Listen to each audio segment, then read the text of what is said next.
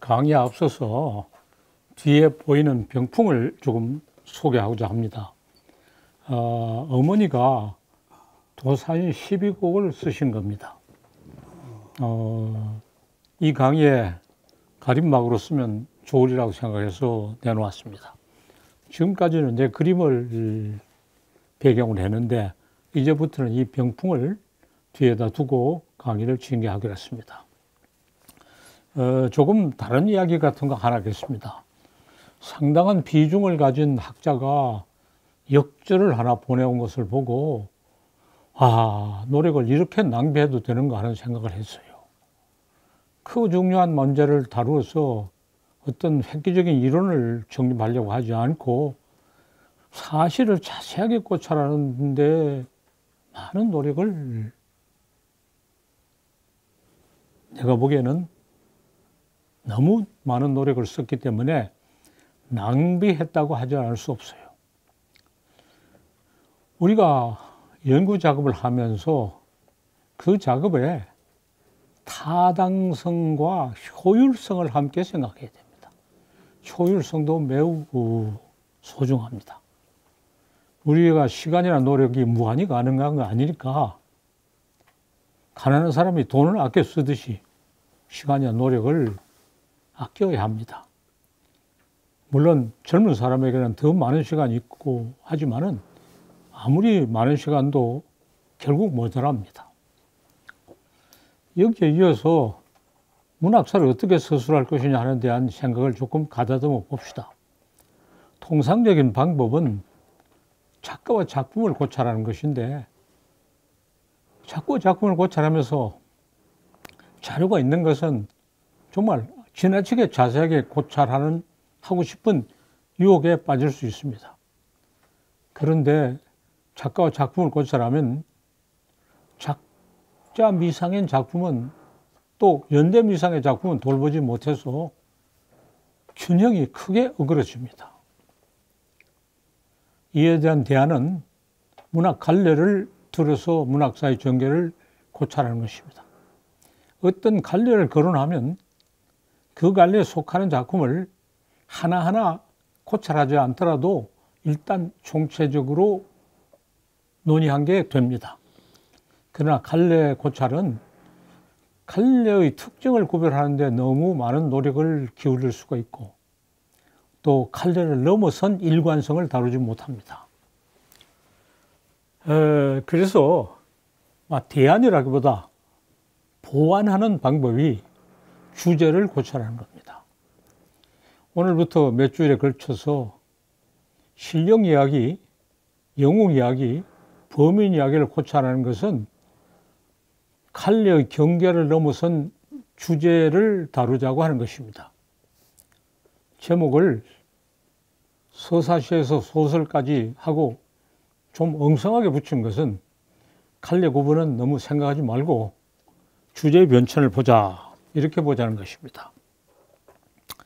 서사시에서 소설까지 뿐만 아니라 서사문학은 일반적으로 그 등장인물의 성격에 따라 나누면은 실력 이야기, 영웅 이야기, 범인 이야기가 있습니다.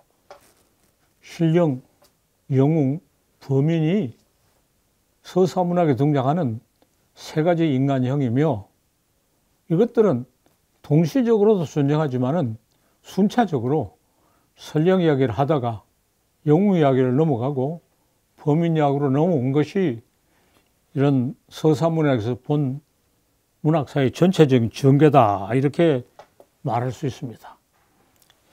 이에 대해서 자세하게 고찰하려면 끝이 없죠. 어떻게 말은 적게 하고 포괄하는 내용이 많을 수 있는가? 어떻게 쉽게 설명하면서 어렵고 복잡한 문제를 다루는가? 이것이 정말 요령이고 기묘한 방법입니다. 우리 여기서 세 가지 실력 이야기, 영웅 이야기, 범인 이야기를 다루겠다 하는 것을 좀 실감 있게 말하기 위해서 본보기를 들면서 그 본보기를 제시함으로써 문학사 전체의 대체적인 기여를 미리 알리는 방법을 썼습니다.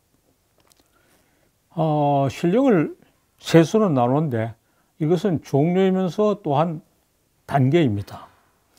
일은 몸이 흩어져서 그 신령이 몸이 흩어져서 산천을 이룬 그런 거인 이야기. 여기서 우선 우리 문학에 관한서 이야기만 들고 비교 고찰을 하면서 다른 것도 이야기하겠습니다. 설문대 할망이나 마구 할매가 이 경우입니다. 신령이 천지를 창조한 천지왕이나 그 아들 대배랑 소배랑 이야기. 3은 건국의 시조를 나온 여신, 건국의 시조의 어머니, 선두산 성모, 가야산 정년모주 같은 것이 이에 해당합니다. 영웅 이야기는 이런 건국의 시조, 주몽, 탈해, 수로, 이 건국의 영웅들은 신령 세 번째 건국을 낳은 시조의 아들로 되어 있습니다. 그 시조는 신령 이야기니까 위로 보내고 아들은 영웅 이야기니까 밑에다가 분류했습니다. 수몽, 탈해, 수로 등이 그렇습니다.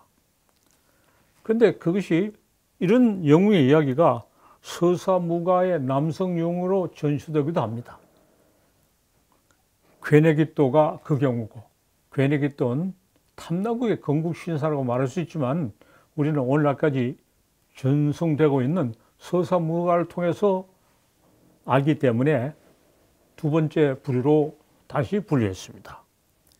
셋째 부류는 서사무가의 여성 영웅, 바리공주 당금액이 같은 것입니다.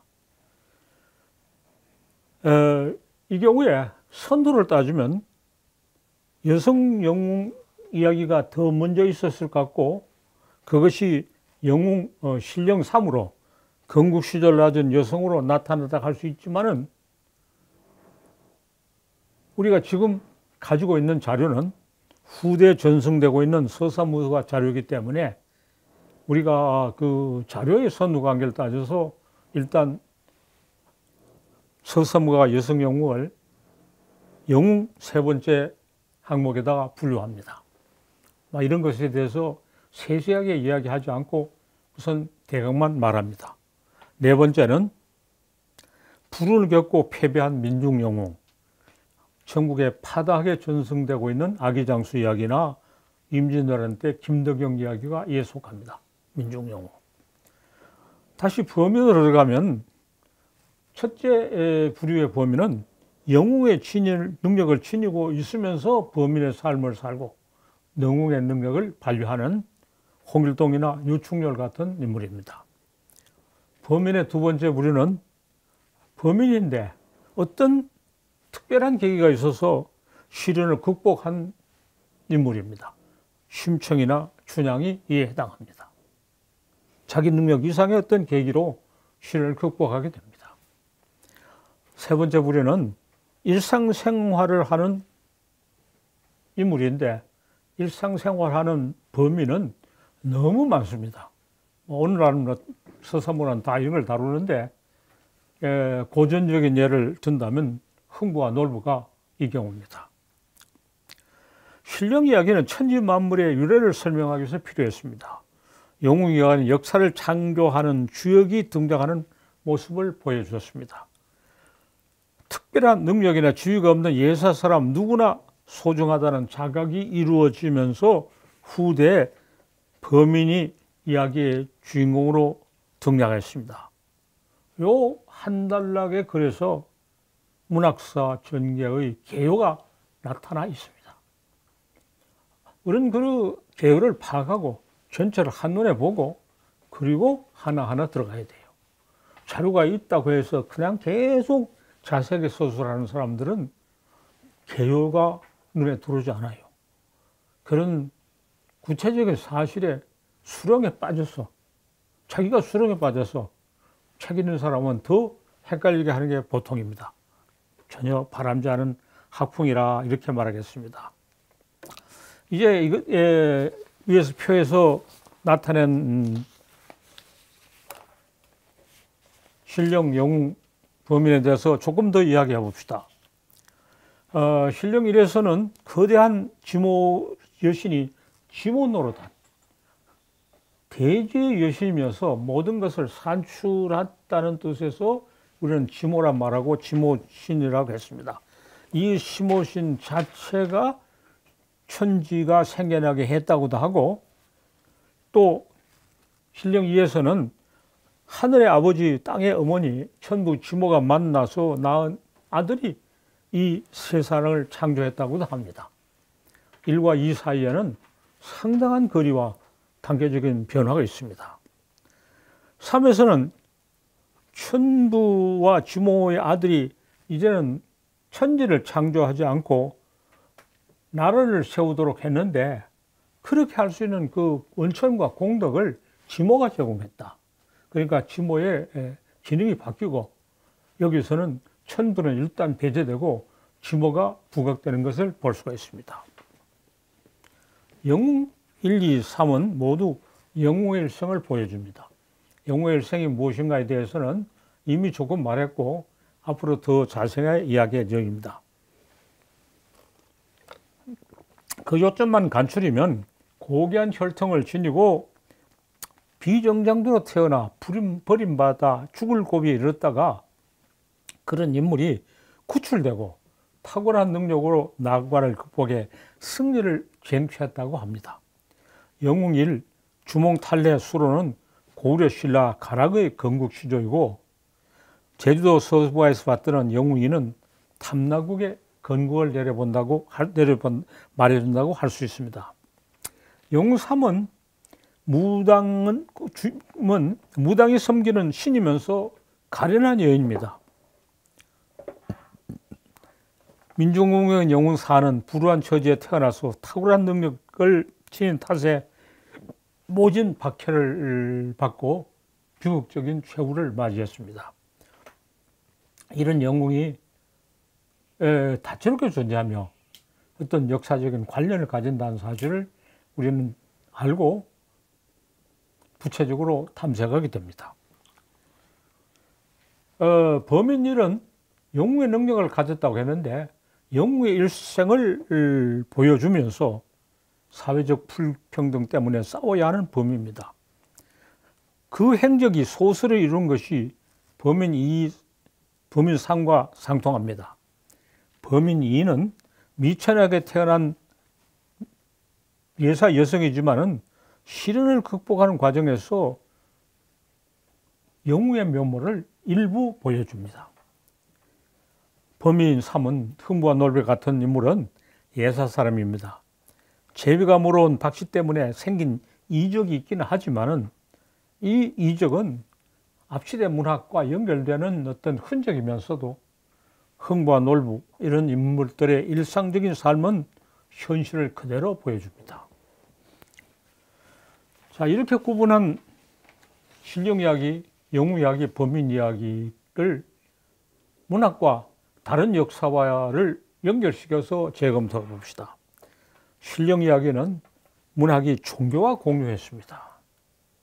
신령이 종교에서는 초능적인 권능을 가진다고 받들고, 그래서 종교가 성립된 겁니다.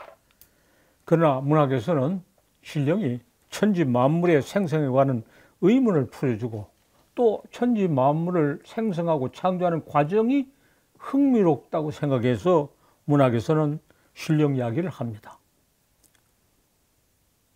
영웅 이야기는 문학과 정치, 문학사와 정치사가 공유했습니다. 정치사에서는 그 영웅이 이룩한 정치적인 위협을 칭송하고, 영웅이 위대하고 다스림을 받는 백성은 그렇지 못하다는 차등론을 보여줍니다만은, 문학에서는 그런 영웅도 비참한 처지에서 태어나서 고난을 이기면서 분발한 것이 대단한 감동을 준다 함으로써 우리나 그 영웅이나 결국 대등한 것이 아니냐 하는 생각으로 우리를 이끌어 갑니다. 신령이나 영웅을 차츰차츰 범인 가깝게, 범인 비슷하게 이야기하다가 범인과의 거리를 좁히면서 하다가 신뢰가 영웅뿐 아니라 범인이 또한 소중하고 대단하다고 함으로써 문학사가 큰 변동을 겪게 됩니다. 자, 문학사가 큰 변동을 겪었습니다.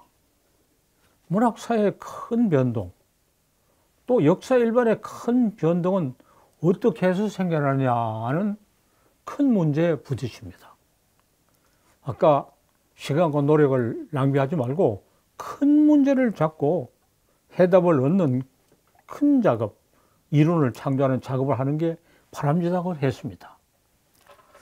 이런 어떻게 문학사에 이런 큰 변화가 일어나느냐 하는 문제를 많은 사람이 의식하지 못했거나 의식하고도 기피해 버렸어요. 그 다룰 수 없다. 그러면 사람들이 계속 궁금하게 생각하고 물으면 어떻게 해야 되느냐? 예사 사람이는 알 수 없는 어떤 오묘한 이치가 있다고. 그 오묘한 이치가 신의 섭리이거나 무슨 연기의 법칙이거나 뭐라고 종교에서는 말하면서 종교적 차등론을 제시해 왔습니다. 학문하는 사람들이 그거 믿고 따라갈 수는 없는 겁니다. 일부 멍청한 사람들은 위대한 정치 지도자가 시대를 만들고 역사를 창조한다. 이런 정치에서는 이런 헛소리를 하고 미련한 사람들은 그거 따라갑니다. 문학을 한다는 사람이 또는 문학 작품이 그런 헛소리와 미련한 이야기를 따라간다는 것은 아주 없었습니다. 문학사는 그런 헛소리를 배격합니다. 어떤 전제도 내오지 않고 문학의 현상, 실상을 깊이 탐구하고자 합니다. 이에 대해서 아직 우리 탐구한 실적은 모자랍니다. 그러나 성실하게 탐구하려고 다짐하면서 우리가 문학을 연구하고 문학사를 탐색합니다. 문제의식을 소중하게 하고 그것을 다루어서 해결할 수 있는 우리의 능력을 신뢰합시다. 문제의식을 소중하게 하면 하나만한 연구하게 되고 우리 능력을 소중하게 여기면 힘이 빠져서 작업을 제대로 하지 못합니다. 그러면서 가능한 대답을 하나씩 찾아나가고 토론을 통해서 확인하고 검증하고 각자의 작업을 축적해 나가는 작업을 하는 게 마땅하다. 문학사 탐색은 우리가 하는 문학사 탐색이 매우 크고 중요한 작업임을 확인하고 다른 모든 탐구의 어떤 모범이 되고 전범을 보여줄 그런 의무가 있다. 다른 학문, 다른 역사에서는 그런 차등론적 전제와 간섭이 너무 많아서 문제를 제대로 인식하지 못하고 스스로 탐구하지 못해서 추종자가 되거나 아부꾼이 되거나 직무유기를 하는 것이 보통입니다. 그런 정신까지 다 알고 우리는 정신을 차리고 꿋꿋하게 열심히 작업을 해야 된다. 이렇게 다짐하면서 제일 첫 번째 논의를 일단 마무리하겠습니다. 이제부터 토론을 시작해 보죠.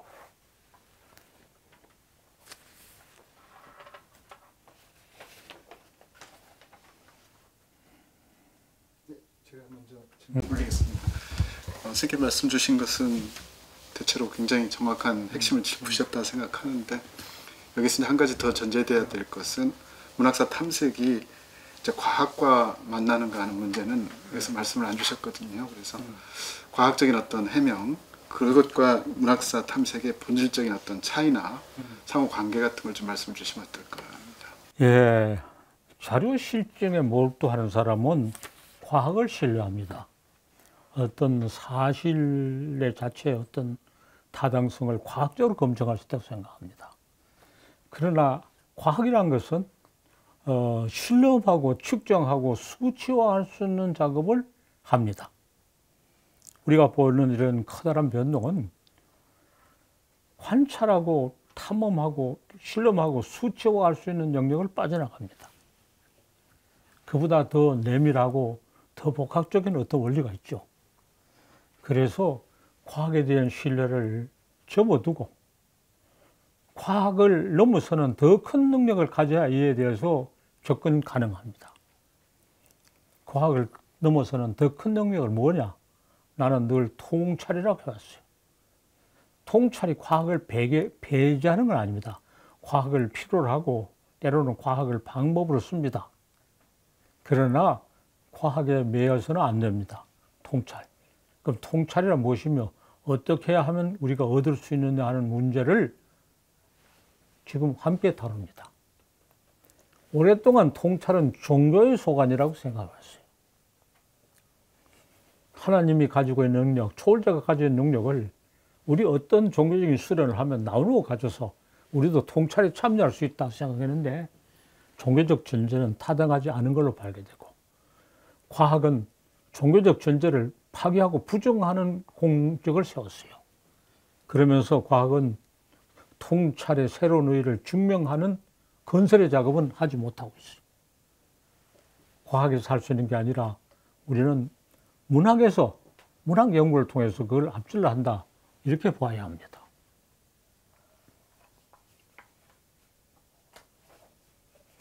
과학을 신뢰하고 경험론에 빠진 사람들은 그 나름대로 기여를 하는 반면에 통찰로 나아갈 수 있는 길을 막아서 더 많은 장애 요인을 만듭니다.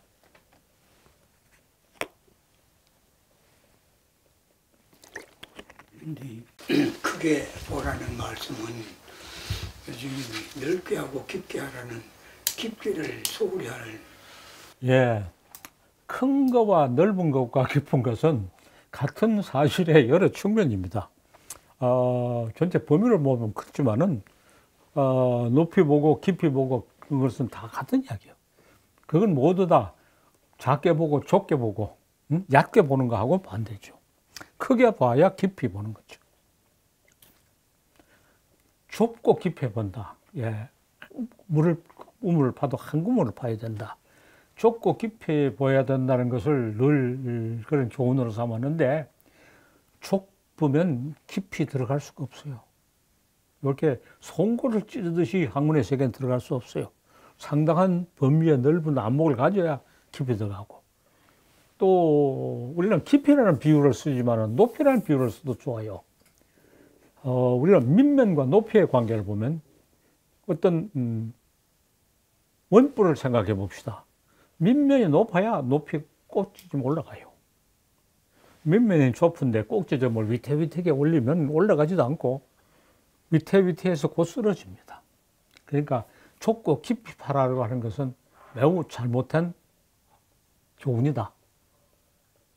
넓게 봐야 깊이 볼 수 있다. 이렇게 말을 바꿔야 되라고 생각해요.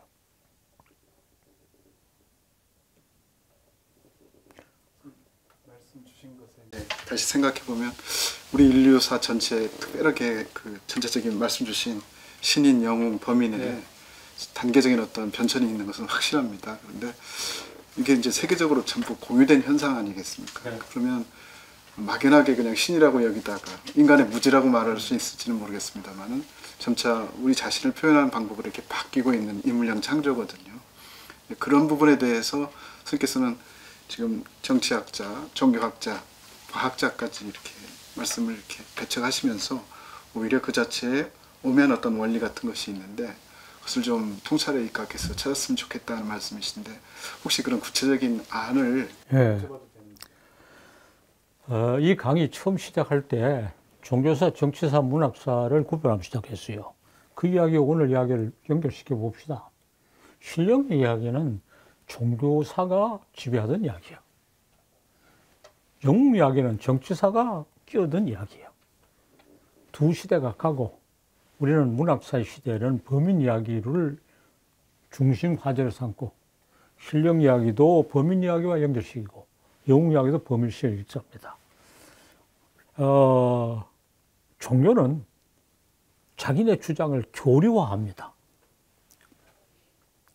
정치도 실력이 없고 몰라도 일단 큰 소리를 치는 게 정치의 특징입니다.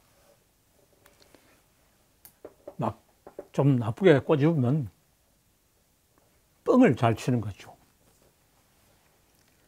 우리 문학 탈살 탐구한 사람들은 종교처럼 교류할 생각을 버리고 정치처럼 뻥치지 말고 실상을 그대로 인정하고 우리의 능력을 신뢰하되 조심스럽게 탐색하자고 말한 이유가 그렇습니다. 그리고 항상 붙여 이야기하는 것은 혼자 탐색하지 말고 여럿이 토론하면서 함께 탐색하자.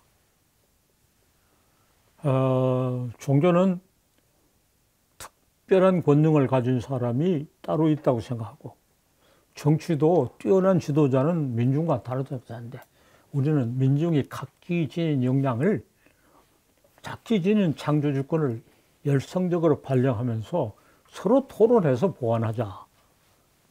문학사 탐색은 공동의 작업이다. 이렇게 말을 고칠 수밖에 없어요. 그래서 지금 이제 서사시에서 소설까지 이 지금 전부 대상이 한국 거란 말이에요. 예, 한국 거를 우선 본보기로 제시해서 실감이 나게 하고 일반. 왜냐하면 외국 걸 본보기로 제시하면 하나를 모르면 뭐 줄거리를 못 잡으니까 이래놓고 장차 다른 나라의 사례들과 비교 고찰하겠다 그랬어요. 일반하게. 예. 근데 뭐 이것마저도 다 참 생소하다. 특히 현대문학만 공부한 분들은 여기 열거하는 것조차도 다 생소해요. 뭐 파리공주가 뭔지도 모르는 사람도 그러면서도 대학에서 아주 뭐 대단한 학자로 행세하는 사람들도 있다고요. 그러면 그런 사람들까지 같이 이야기를 나누고 데리고 가려면 참 힘들어요. 그래도 되도록 여러 사람 데리고 같이 하자 하면서 이런 이야기 시작하는 거죠. 이 문학사 탐색의 강의는 모든 사람에게 도움이 된다고 생각하지만은 현대문학을 하는 사람에게 제일 직접적인 효과가 있지 않은가 싶어요. 효력이. 왜냐하면 현대문학사는 다른 사람 문학사를 얘기 안 하니까 뭐 몰라도 큰 지장 없는데 현대문학사를 하는 사람은 문학사에 대해서 안다고 나날이 떠들면서 사실은 아무것도 모르고 이야기하니 이 기회에 조금 반성해보면 어떨까 그렇게 생각합니다. 현대문학은 그 비평적 행위를 예, 비평과 통찰력, 예, 비평적 능력, 비평적 감수성이라는 말을 쓴다면 비평적 감수성은 참 우리가 긍정적으로 평가할 수 있어요. 아무리 오래된 작품도 비평적 감수성으로 이해해야 되죠. 그러나 비평적 감수성과 역사적인 통찰력은 조금 차원이 다르죠. 역사적인 통찰력을 가져야 돼요. 비평적 감수성만 가진 사람들은 아까 말했듯이 개개의 작품에 대해서는 참 그럴듯하게 이해해요. 그러나 개개의 작품에 대해서 그럴듯하게 이해한다고 해서 거기 역사적 통찰력이 있는가 아닙니다.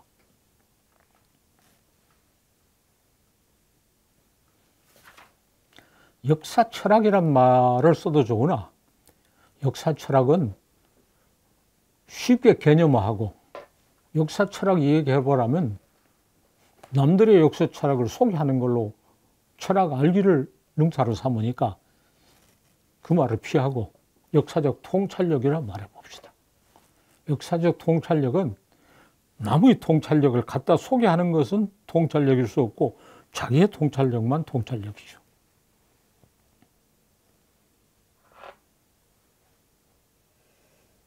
선생님 여기 내용에 관해서 좀 질문 드리겠습니다. 이 영웅의 네 번째가 그 민중영웅 아기장수 김동령을 두셨고요. 이게 전부 비극적 영웅이라고. 비극적 영웅도 할 수 예. 있죠. 그런데 여기 그 범인에서 홍길동과 유충렬을 두셨는데 보통 소설사에서 얘기할 때는 홍길동을 영웅으로 보통 취급을 하는 걸로 알고 있는데 여기서 이렇게 분류하시는 건가요? 예. 그러니까 영웅 4번하고 범인 1은 영웅 4는 민중의 삶을 겪고 참혹하게 패배를 했지만은 우리의 일상적 경험을 많이 공유하지는 않아요. 야기장소는 처음부터 그런 장소로 태어났죠. 그러나 범인일은 영웅의 일생을 보여주는 영웅이지만은 일상적인 삶을 많이 공유하고 있어요. 홍길동이 서자로 태어서 참 서름을 겪고 유충렬도 뭐 가족과 이별하고 비로 일상적인 삶을 많이 경험하니까 그런 일상적인 삶을 많이 공유한다는 점에서는 일당의 범인의 봉주다. 영웅과 범인을 겸하고 있다. 범인의 면모가 많이 들고 있다. 이렇게 말할 수 있어요. 그런데 요 지금 표가 상당히 겹쳐서 신령 3과 영웅 1이 겹치고, 그렇죠? 또 영웅 4와 범인 1이 겹쳐요. 이렇게 이것이 그냥 이렇게 구분되어 있는 게 아니라 쭉 이어져 있는 것을 여기까지는 신령이다. 여기까지 영웅이다. 여기서부터는 범인이다 하고 편의상 이야기합니다. 이런 그 논의가 제일 중요한 것은 그런 연속되는 가운데 변화가 일어난다. 연속되는 가운데 변화가 일어난다. 개별적인 작품 위주로 볼 때는 연속성을 파악할 수 없어요. 그래서 비평적 감수성은 연속성을 파악하는 데는 거의 무용해요. 그러면 예컨대 그 비극 소설로 대표적인 운영전 같은 경우는 예, 뭐 그 밖에 여러 가지 많이 있는데 운영전의 경우에는 운영의 삶에는 어떤 면에도 영웅의 면모는 전혀 없어요. 범인에 속하죠. 근데 범인에서 시련을 극복한 심청과 춘향만 이야기하고 시련을 극복하지 못하고 희생되는 왜 운영을 이야기하지 않느냐 하면은 이 전체를 아직은 보여주기 위해서 세부를 말할 겨를이 없다. 그 이야기는 뒤에 다시 나온다. 이렇게 말해야 돼요.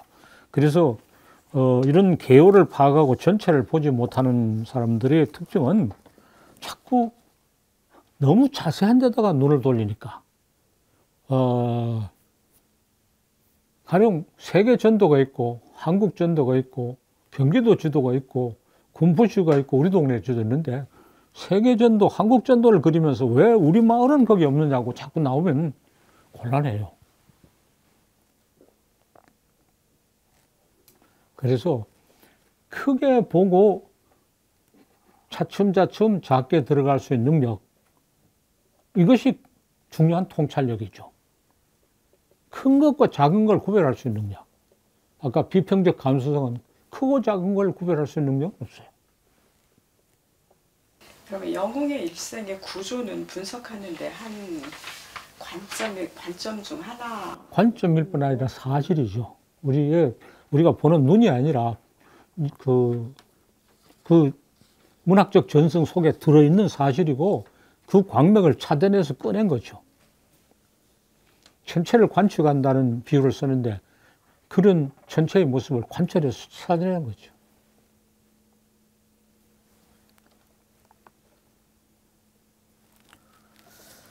자, 그러면은 이제 다음 단어로 넘어가 볼까요?